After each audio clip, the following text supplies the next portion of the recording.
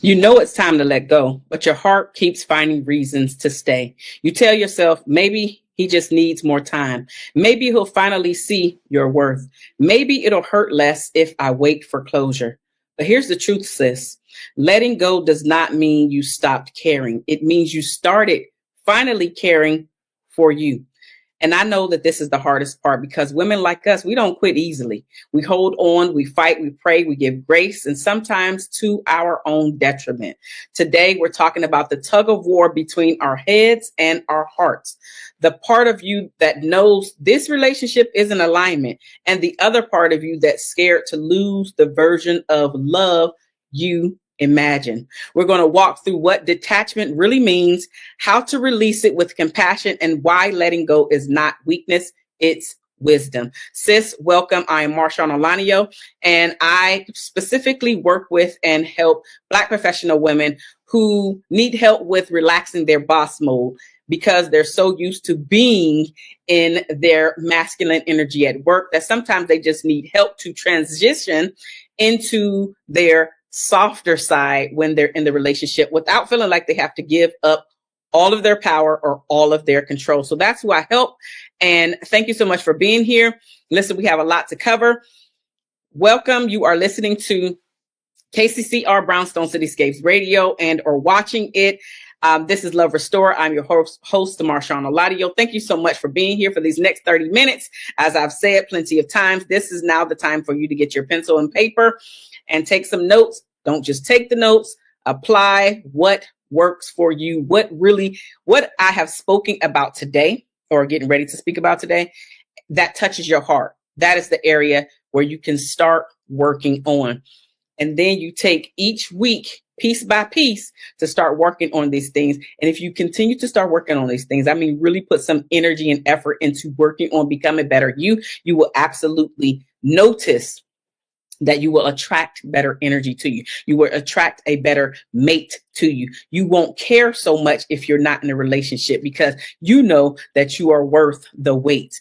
And the man that is going to choose you, because he who finds a wife finds a good thing, the man that is going to choose you will experience the fullness of you, the healed part of you that no other man has ever been able to see. So welcome. Today, we're talking about the detachment dilemma, how to let go when you still care.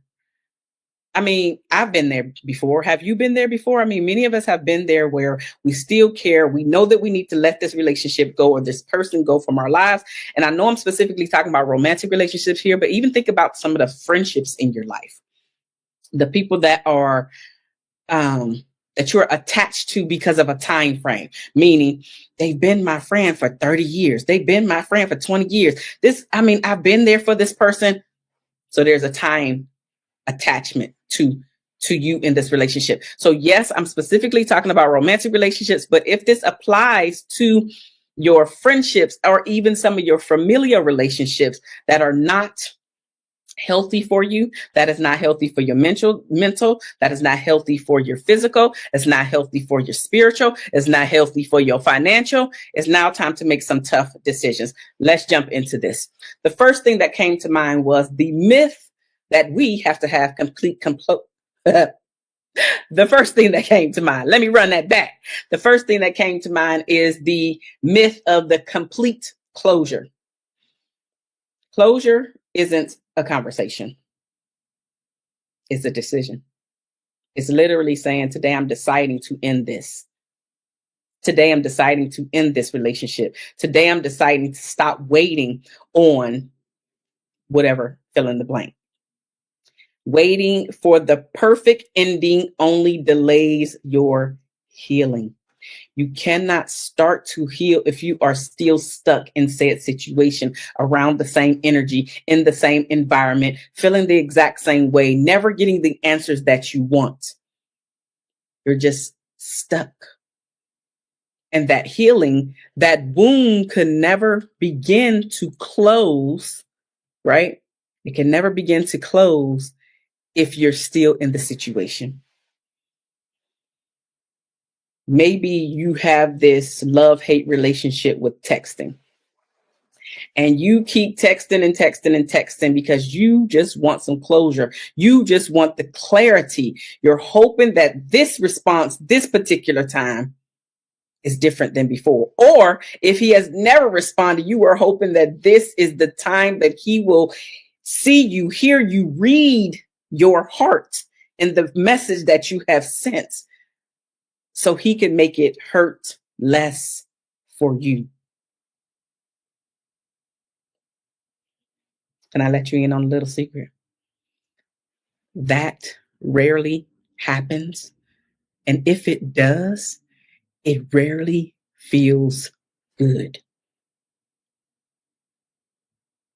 According to Cycle Central in 2023, 78% of women report not receiving closure from past relationships. But 92% eventually found peace without the closure. I remember working with a client years ago, and she was a part of this group of women specifically, where she just needed closure. She couldn't move on. She was stuck. She was the texter. She was the caller. Where to the point I was just like, sis, you're looking real desperate out here. Closure is not a conversation. It's a decision. You have to find your own closure, because 9 times out of 10, you're never going to get it from the partner. You're never going to get it from the friend. They are who they are, and we have to accept who they are presenting to us today, not for who we think they are or who they should show up as.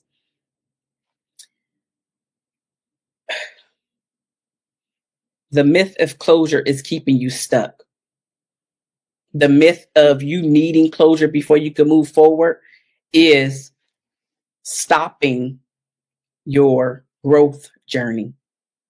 You're going to be stuck in the same position in the next week, the next month, the next year, if you don't make the decision to say, I am closing this door. I don't need to hear the reason. And then there is the behind the scenes inner work that you start to do on yourself. You start to build your self-esteem. You start to build your self-confidence once again. You start to lean on those people that were actually feeding life and love into you versus scraping for the scraps that he was willing to give you. You start to understand your worth. You start to stay 10 toes down in who you actually are versus how he wanted you to be. And then you started changing into that. There is a myth in needing closure in order for the relationship to end. That's a myth. It doesn't help you. And usually the other person can't even articulate why, because there's so many layers to usually when a breakup happens. The next thing, why your heart still defends him. Here's why, sis. Because of the emotional bonds that were created, there are chemical attachments that happen. And these are not just emotional. We have oxytocin, we have dopamine, and even the memory loops that make the mind replay what once felt safe. That memory loop can really keep you staying longer and longer and hoping things are going to change and hoping he's going to get better and hoping he sees your worth. And I remember when we used to do ABC. I remember a friend, now she's not in this relationship anymore. It was actually a marriage, but in any event, I remember she did not want to end this marriage. And I am pro marriage. I'm totally for marriage. Yes, I'm a part of the statistic, which means I'm a divorcee, but I'm totally for marriage if you're married to the right person. Without dragging that marriage, I'll say he just wasn't the right person. Her and I have talked about it plenty of times. It's not just really my words per se. I digress. The point of that marriage and this conversation is she knew how unhealthy he was for her life. This was even before the I do. And she still said, I do. I remember having a conversation with her before they got married to ask her some pertinent questions as her friend, but also as a coach, but more as her friend, because I can't make a decision for you. I can't make a decision for her. But as her friend, and of course, as a relationship coach, I already knew this was not going to work before she said I do. But once they got married, I shut on up, because now that's your husband. That's your husband. You made the choice. And so I'm saying all this because I remember she just could not let this man go. She would defend him. She would tell me okay, I'll mention one thing and then I move on, because I was just like, what? Because I didn't even hear of it. I didn't even know that this thing existed. So what am I talking about? I remember she was telling me how before they got married, this was one of the red flags that I mentioned to her. Before they got married, I remember this dude used to have to blow into a DUI machine in order to start up his vehicle. I didn't even know that this was a thing. The reason why he had this in his car, for those of you who didn't know like me, he had already had several DUIs. And so in order for him to be able to start up his vehicle, he had to literally take a breathalyzer test every time before he drove. It was installed into his car. And so if he was drunk, his car wouldn't start, right? And so what he would do, my friend wasn't a drinker. Now, it's really dangerous now that I'm thinking about it, because she would blow into the breathalyzer, but then she would still let him drive. She got a license. Now, I don't know if there was a dynamic in the relationship where he didn't want her to drive his car. I don't know. But let me wrap all of this up. She was defending him because she was just like, well, I mean, I just wanted to help him out and essentially allow him to get home. But you in the car with this dude. You don't drink. Why you allow him to drink drunk? But the biggest red flag was just him having to have the machine in his car, period. And he was still doing said behavior. We cannot defend the craziness that we see on somebody before we say I do. So these are the choices and the topics that I talk about on this station, really, on this platform, because a lot of us set ourselves up for failure. And then we have a tendency to keep pointing the finger at the other person. And when you're working with me, I like to point the finger at you, because what part did you play in the relationship not working out? And in her case, the part that she played before saying I do was blowing in the breathalyzer to start the vehicle up. He was already presenting toxic behavior before you said I do. And then she wondered why the relationship didn't work out. The marriage. She kept replaying all of the first with him. And I remember this was one of the things which made it really hard for her to leave him. He took her on a lot of first experiences, like horseback riding. She had never seen snow up until that point. So he drove her up to a mountain where it snowed and, let her do that. And so it was a lot of first time, beautiful memories together. But there was also a lot of toxic ones. I told you one, but then they used to get in verbal confrontations out in public and just look real horrible, right? And so it was a lot of red flags. And she just kept defending him. But she stayed in that memory loop of, I can't walk away because I remember when he used to make me feel special. I remember when he used to make me feel beautiful. I remember when he thought about some of the things that I had never experienced and he took me on those dates. All of that's beautiful. But it was wrapped in a lie bow. That wasn't really him. The real him was the toxic dude, which is, again, why they divorced. One of the reasons. There's plenty other. I'm going to move on because we have to stop defending what we actually see. We have to stop leaning on the memory loop, replaying all of the greats, all of the goods that started and established the relationship. Now we have to deal with who's right in front of us. And especially if your partner is not trying to better themselves. In his case, He was not trying to better himself, not one iota.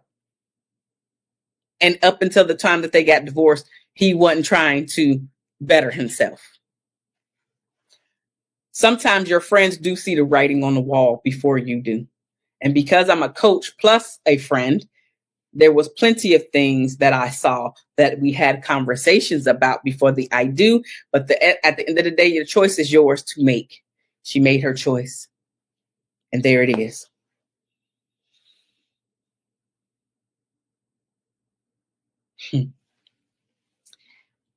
We have fantasy versus facts. A lot of times that get in the way of us being able to detach from the person, because you're not missing him per se. You're missing the version of him that you created in your mind about him, about the two of you.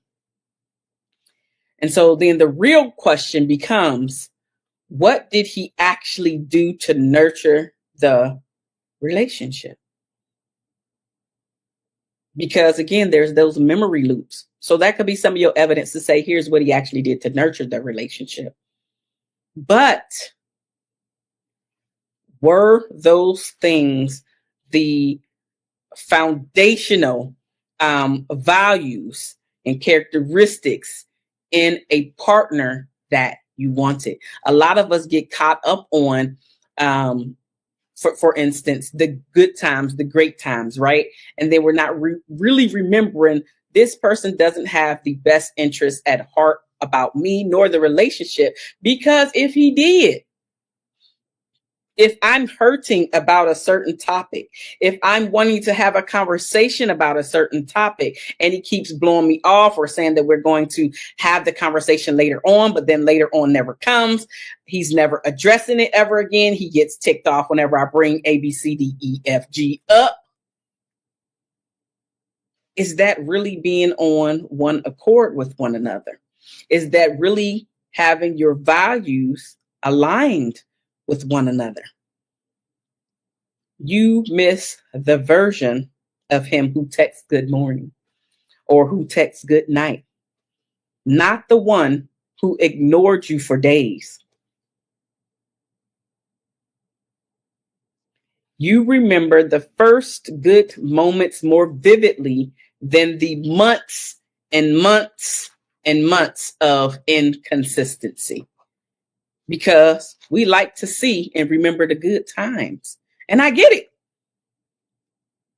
But if the bad times are outweighing the good times, it's time to take inventory. It's time to really think about the life that we want to create. And if this is not in alignment with the life that we truly want to create, we got to do something different. One of the things that I created in order to help women like yourself to figure out why you are attracting the same people, as I created a quiz. It's called "What's Blocking You from Being Soft in Love?"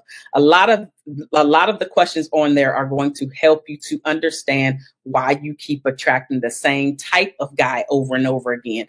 And it's going to help you to see the patterns that keep emerging in your life in order to attract these people. Not only will you get the results, right? You're also going to receive a 3-page action plan in order to help you to get to the next level, to really figure out what you're actually doing wrong per se, and then how to correct said behaviors. That link is down in the description box below, and it will be in the first comment in this or in the show notes, depending on where you're watching and or listening to this from. So check out the quiz. That way you can get the information that you need in order to really start turning around your areas of weakness and why you keep attracting these same people, that same men specifically, that are not for you. This quiz is specifically curated for Black professional women. So if you are not a Black professional woman, I appreciate you listening to this. However, don't take the quiz. It's not for you. The questions are curated for women that I just mentioned. All right. Let's jump back into it. There's also the emotional detachment and understanding that it does not equal you being cold. Detachment isn't bitterness. Nah, it's the boundary between love and loss of self. You can care and still choose the distance. For example, you can say, you know what, I wish you well. This doesn't mean that I'll wait for you. I really do wish you well. I really do wish that you get on your feet. I really do wish that, whatever the thing is. But that doesn't mean that you have to wait around while he is getting himself together. I was listening to a clip on Facebook, and a lady came up to the mic, and she was essentially saying, she was asking the panel what should she do about this dilemma. Her dilemma was, the way she said it was, the love of my life is living with his baby mother. And the reason why he's over there is because he told her that he's trying to figure out how to keep his child in his life. I'm not saying that that's not true. He's only there to make sure that he's able to see his child. I know that there are some women out there that will take the child away if the man is not, quote unquote, acting right, doing what she wanted to do. I'm not saying that they're lying. What I am saying, though, is that after hearing more about her story, one of the panelists was saying he's trying to essentially just keep you around as the side chick. Okay. Another panelist, which both of them were black men, these panelists, they were kind of going back and forth and arguing with one another, because then the other gentleman jumped in and he was like, hold on. I can't let you just say that. Like, there are so many men that are in situations like this because a lot of them are immature and they don't know how to really handle the situation. So I can't really say that he's just trying to make her the side trick, right? So they were kind of going back and forth. The lady was standing there. She's waiting for the answer, right? Long story short, the other guy came back and he said, well, let me ask you this. He said, you know what? You might be right, my brother. Came back to the lady at the mic and he said, how long ago has he asked you to wait for him? And she said, over a year. He just started laughing. He said, exactly. You are the side chick now. Because if a man really wants to be with you, he will be with you. Another gentleman, a different panelist, he actually said, there are ways around that. I'm not just going to be in a situation for the sake of my kids. Now, I want it to be healthy. And of course, I want to see my kids, but I'll go to court to make sure that I get visitation. I'll do A, B, C, D. Like, he had like a list of things that he would do. So he said he's there because he wants to be there, but he also wants to keep you as a side chick, because he could have came up with the plan in a year and actually start working on it if he wanted to really be with you. Detachment is not coldness. You can wish him well. In her situation, she totally could have wished him well and said, you know what? I absolutely understand what you're saying. Call me when you got your stuff together, if I'm still available. And then detach yourself. Women who practice compassionate detachment report 40% faster recovery after the breakup. Recover faster by just detaching yourself in a compassionate way. You don't have to be rude, ugly, and mean, but you do have to think about you, because rest assured, when he was asking her to wait, he was totally thinking about himself.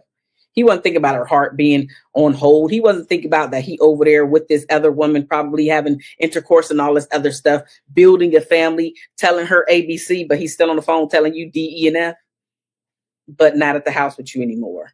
He's not, literally, you are the side chick.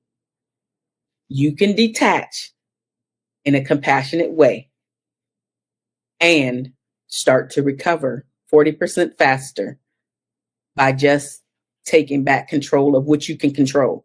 Because you can control you. You can control you not texting. You can control you not calling. You can control you not responding when he reaches out. You can control that. You cannot control him deciding which woman he wants to be with. I remember listening to this other woman. She said, listen, if I'm a choice, choose the other person. And I love that, because if I am one of your choices, that means you don't really want me like that. You're still deciding. And I want somebody that has already decided that this is where they want to be. I'm not about allowing you to teeter the fence. You could teeter the fence with somebody else. That's not what we're doing over here. Another thing, releasing the fixer identity. We talked about fixer mentality last week. This week, let's release that.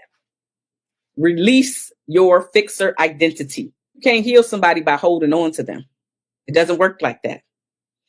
Sometimes love looks like letting them face themselves. For example, last week I talked about you basically being his motivator and helping him with the resume and sending him job links and all that stuff. What about you stop giving advice? What about you stop motivating him? What about you stop being his emotional support when he's not showing and or reciprocating the growth? Sometimes you just got to shut it on down and shut it on up and just watch. Now let's see, because now he has the information. You've given said information because you are a motivator, and we have this fantasy versus reality. We are seeing, we have a vision for him in our future versus paying attention to the version of him that is here in our face today. Sometimes we can fix that by releasing the fixer in you. We're not nurturing somebody. We're not pushing somebody to the next level. We can cheerlead if that's what they're doing. If they're not on their journey, if they're not on their road, then what are we doing? What you doing? We're not doing it. Stop giving the advice and watch what happens. Stop supporting him in the ways that you were really acting like his mama, and allow him to step in and fill in his own gaps. See what happens. Nothing may happen. Something may actually happen without you in the way. And the truth of the matter is, you are stunting his growth. You are stunting him from being the provider. You are stunting him from showing you that he can provide, protect, and create a stable environment for you, because you keep jumping in the way. You don't want the ball to drop because you know it's going to affect your life. Sometimes we got to let the ball drop, because men really want you to just trust their decisions. Now, there's a caveat to that, because if he is not your man, if he is not your husband, if he is not you're the one, you shouldn't be waiting on him to do all of that for you anyway. I'm talking about somebody that is ready to stand in the gap, fill in, be there for you, wife you up. If you're, if still childbearing years and want children, all that stuff, and or become a father figure for the child or children that you already have. Not to say stand in, because there are single moms and single dads that are still in their child's life. They might not be a couple, meaning the adults might not be a couple, but the child still has both parents. You don't necessarily need them to be the father figure. The father, stand in like the father. He may just need to see his father, right, doing good and being there. But then also, dang, now I got a bonus dad, right? They say bonus mom. I got a bonus dad that's also here with me, for me. Not only am I loved by my biological parents, I'm loved by this man too. Allowing them to, meaning your child or children, to really get love from all over the place. It doesn't mean that he has to be the father to your child. Now, if that's something that's needed, that's a different story. But I'm talking about it, just thinking that everybody doesn't need that. That's all I'm saying. And then the other thing that came to mind is grieving the possibility, not the person. You may be mourning the idea of what could have been. And that's valid, sis. Give yourself permission to grieve your own investment. For example, it wasn't crazy. I was hopeful. And that's okay. It truly is okay. And you want to give yourself permission to be exactly who you want to show up and be. Letting go doesn't erase what was real. It just honors what's next.